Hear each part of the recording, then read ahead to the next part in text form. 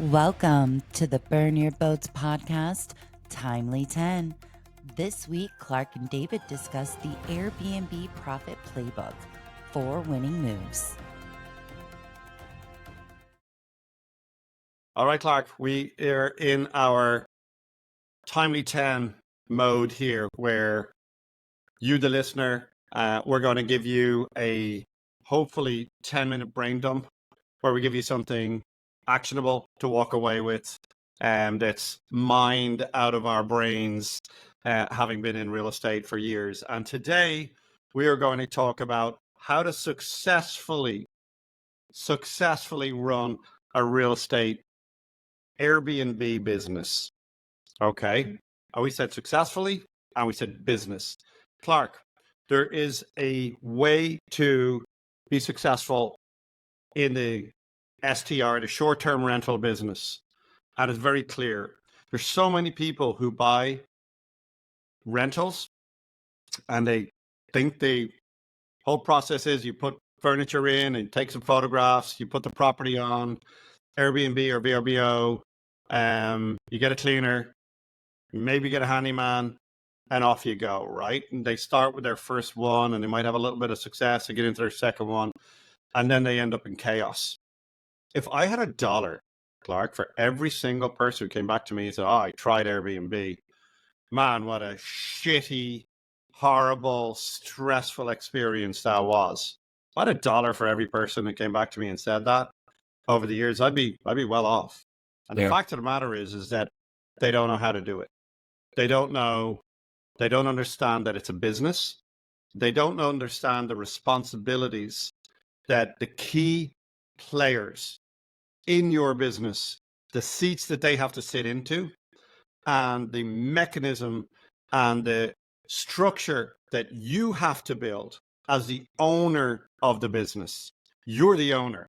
You own the property. If you want to grow to 3 of these or 5 of these, believe me, if you're stuck in a mess of bad reviews, messed up check-ins, irate guests, pissed off platform, Airbnb are calling you saying, hey, listen, we got a tenant jumping, or we got a guest jumping up and down here. They can't get into your property.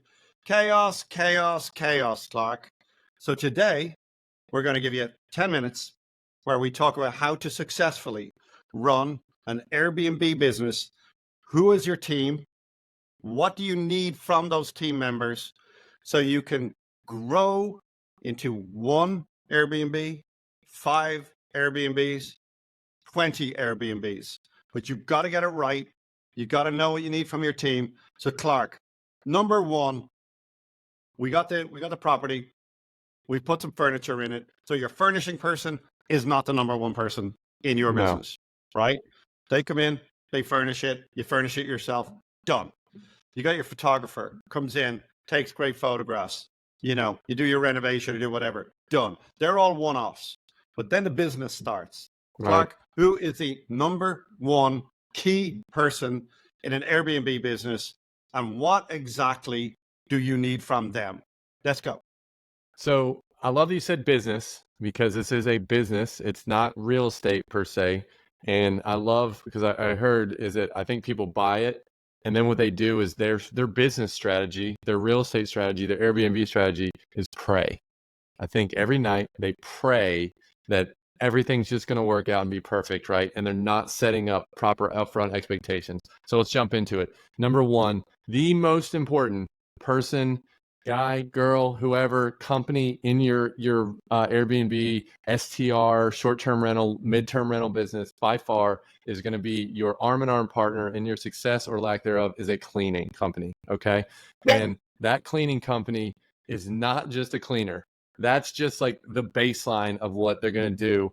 And they're actually going to need to be able to go in and make sure that the entire property, right, from the trash being taken out, from the bed sheets and all of the laundry being turned over, to making sure that the furniture is not falling over or it's broken or the bed is, it's not set up properly. So yes, the property has to be cleaned properly every time. There need to be photos taken of all of that different things. And it needs to be in an organized, whether it's a Google Drive or a Dropbox or some sort of CRM that you use. Every single time that these photos or that this property is clean, because you need documentation, right? If someone complains on a review that says, hey, this place was messy, it was this, it was that, the stove didn't work, the toaster wasn't there, you need to be able to have proper documentation to prove that it was there and it was working there, or it wasn't, right? And you can learn from it. So David, expand on that, because it is the most important person or vendor in the success or lack thereof of your Airbnb business is the cleaning company. Right. Your cleaner is your eyes and ears. And your cleaner, to your point, is way more than a cleaner. So I want you to walk through being a business owner, right? Your job is not to get a quote unquote good cleaner. Anybody can clean a property and show up on time. That's the basics, right? But what you as a business owner need to set up is a 100-point checklist that your cleaner, from the point that they get out of their car, is the exterior looking good? Is the lawns cut well? Are the bins empty? Is there any junk around the house? Is there anything you need to know about the neighbor's house? Right? Is there anything about the exterior of the home that's going to be detrimental? Does the batteries in the door work? Right? Does the code work? Are the batteries ready to expire on that door? The next person comes in, they're not going to be able to get in. So the cleaner is the only person who's going to go there and change out those AA batteries once a month. Every 4 visits, that cleaner needs to go change out the batteries in your door code, right? Then your cleaner is a person who checks all under your couches, under your beds, under your furniture. Because if your cleaner is just sweeping around that stuff, then the next person comes in and they stay, and there's a ham sandwich underneath the bed. Guess what? That's gonna look pretty weird, right? So your cleaner is not there to just clean what they can see. Most cleaners are lazy, right? So you need a picture underneath the beds. You need to have your cleaner move the furniture and clean underneath the furniture each and every single time. Then your cleaner needs to have Drano, and put Drano in your drains every single time they visit the house, even if they're there 3 days. Then your cleaner needs to check every light. Does every light have a light bulb? Does every light bulb work? Does every switch in the home work? Does every door handle work? Is it loose? Is every window open or closed? Are the blinds working? Are the curtains working? Anything hanging off the walls? Are the curtain rails getting loose? Any loose furniture? Is there anything to that around that? You go through the entire home, underneath the kitchen sinks. Are there any leaks? Underneath the vanities in the bedrooms, any leaks? So the cleaner is there to go through a 100-point checklist. And that, if you want to run an Airbnb business, first and foremost, you need to be amazing. You need to walk through and visualize and get a 100-point checklist. And your cleaner, you pay your cleaner extra for this. Yeah. You have to have a box in the back of your property where the cleaner has access to bulbs, batteries, Drano, spare sheets, spare towels. Because if your cleaner cleans the towels and there's still stains in the towels, guess what? You need to have new towels.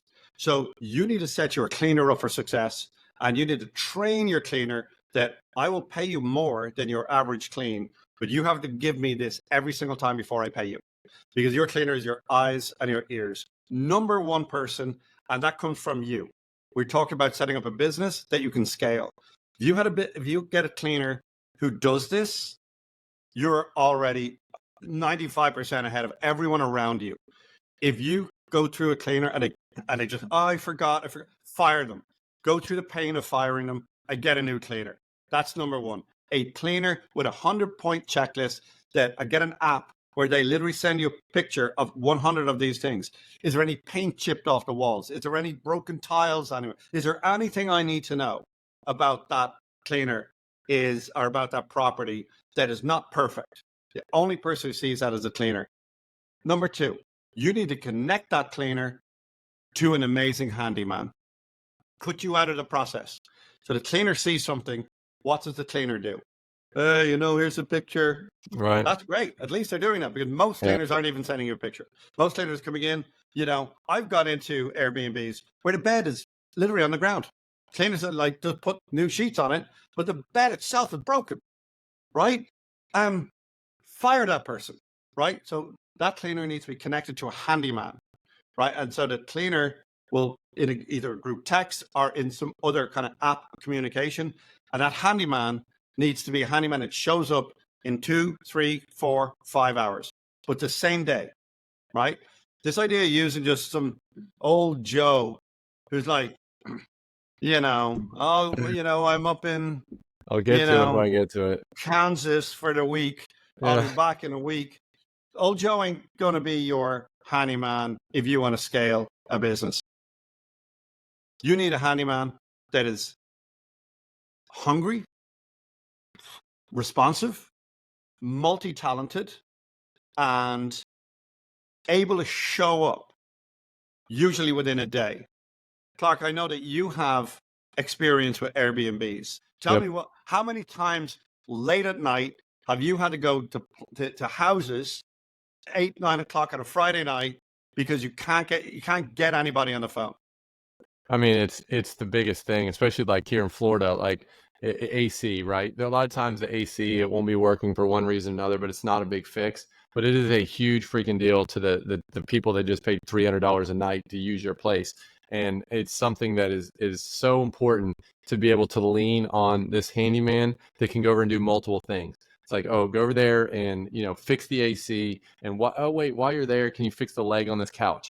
Great. Just go over there and be able to knock that out. And they've got to be professional, and they have to be okay taking that 9 o'clock call, but it's all about setting that upfront expectations on the first day or the first call. It's like, hey, this is what I expect from you, but I'm going to go to you first for everything. So I'm going to keep giving you repeat business, and I'm going to have multiple ones. And that's how you scale it properly, right? It's all about setting the upfront expectations that, hey, you're going to scratch my back, but I'm going to scratch your back by keeping consistent work with you. So that is super, super important. So to have your cleaner lined up, and then I love what you said about linking your cleaner to the handyman. So you can kind of watch from afar and kind of be like the general manager of this, but you don't have to be the one giving them, because if there's a picture of broken tile or this or that, it needs to be fixed, right? If you want to give the best possible experience to the Airbnb customer, which reviews are king, right? And having a bunch of an AC that's not working, and having a drain, you're doing dishes in the sink and it's not draining. Those are all bad things, no matter how big or how small. So having that. David, let's jump into the next one and I see this happen a lot, is the landscaping, especially like in the front, it goes to shit, right? You pull up and the house is beautiful, the pictures are beautiful, but there's weeds in the flower beds. The driveway isn't, it's got a bunch of stuff everywhere, and it's just because you don't have the landscaper going over on a consistent basis. It's probably more of just a one-off. Hey, go cut the grass, but they're not weed eating. They're not doing different things. You've got to be able to have a landscaper that consistently, and coming back, you set the upfront expectations. It looks like this today. I want it to look like this in 2 weeks when you come back. So if it doesn't look like that when you come back, then make it look like that again. You only get one chance to make a first impression. So if I pull up to this place that I'm paying $300 a night for, and it just looks shoddy and it's just overgrown, like that's the first impression that you get. So David, what else? What is maybe one more thing that is so important, because we want to keep this consolidated to 10 minutes, quote unquote. You need to give a checklist to your landscaper. I want a photograph before you start landscaping today. I want a photograph after. You're there weekly, right? So I want you to check the bins are out on the street on time. I want you to pull the bins in off the. I want you to make sure the hedges and all the other plants are watered, that the irrigation's working, and that they're cut back and looking the very best. I want you to make sure that the exterior furniture is not just like thrown to the side because you were doing the lawns, or that when your leaf blower, that you're just blowing the leaves indefinitely into one corner, and before you know it, you've got like a bonfire of leaves down the back of your of your yard. And meeting with your landscaper and saying, this is what I need from you. every single week. I need you to do this, and this. And then requiring photographs and evidence that it's done in order to get paid is a huge one. So we've gone through your cleaner, your handyman, and your handyman also has the same expectations. Like if you're there, to fix a window, I also want, here is the other things I want you to check because you're there, right? Check this, and this. Now, there's something that can tie all this. There's a lot of software out there that can tie all of this together so that you can run it as a business. Number one, I would implore you to look at something like Hospitable, which is an interface that puts your properties on the market, does all of that kind of stuff. But it also communicates to each of your core team members, your cleaner, your handyman, and your landscapers, when tenants are there, when they're arriving, when they're leaving, who they are, what their contact numbers are. And so that your team is appraised at all times, who's there, who they are, and what their contact details are. So Hospitable is, an invaluable tool for keeping your team together. And you are the most important member of the team. Everything about the quality of performance of your cleaner. So don't just say, have you got a good cleaner? No, you need to be a good operator, right? Have you got a great handyman? Yes, I do. But you need to give your handyman a list of stuff that needs to get done every single week.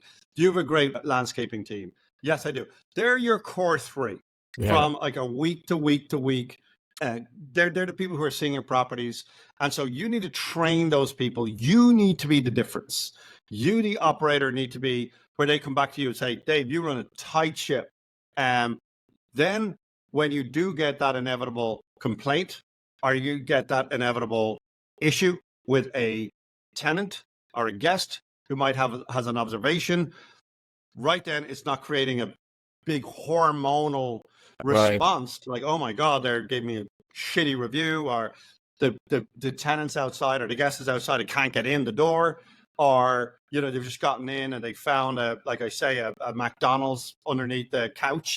This is the team that prevent all the stress. And if you can build a stress-free business, short-term rental can be an absolute direct line to financial freedom. And I leave it right there.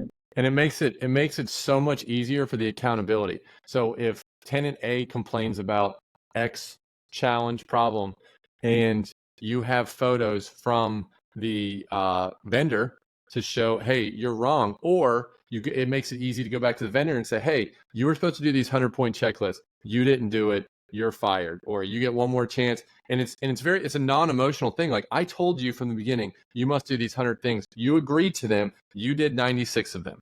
What do we do from here? It's hard to argue when you didn't take the right picture. You hear the saying is that you hire slow and you fire fast, right? Well, this gives you the power to go to them very non-emotionally and say, look, it's not personal. You did 96 of the things. I asked you to do 100. Thank you very much for your time. I'm going to part ways. So with that, David, I think that we ran over our time, of course, but hopefully these are a few quick hits, tips, things to create a successful, MTR or STR business. And again, the main thing that I just took from everything is that you can have a great team. You can take an average cleaner and make them great with your systems and your upfront expectation. You can have the best cleaner in the world, the best handyman, but if you're setting them up for failure, it doesn't matter how good that handyman is if he doesn't know what the hell he's supposed to do, or if he doesn't have clear direction. That's it. Remember, Airbnb, short-term rental, and real estate in general is about building systems. And if you don't build the systems, get ready for a lot of ruined Friday and Saturday nights in your life, because you're going to be sitting there with your spouse or otherwise, and you're going to be enjoying a nice drink or a nice meal, watching a movie, eating popcorn, hanging out with your kids, and then disaster is going to hit you out of the blue. So run it like a business, surround yourself with a great team who know how to do things. And 90% of Airbnb catastrophes can be offset in advance. 95% of what can go wrong is predictable. So just make sure you take care of it in advance. And with that, that's our timely 10 that we did in 20. We need to call this Timely 20. Yeah, we do. Guys, leave us a review, 5-star review. We appreciate it. Any feedback would be greatly appreciated on all our social medias. And we'll see you next time. Thank you so much, guys. Cheers. Thank you for tuning in to the Timely 10. Be sure to click the like button and share, and connect with us on social media. Content in Burn Your Boats podcast is for entertainment purposes only and is not legal or financial advice. Please review our legal disclaimer at burnyourboatswealth.com.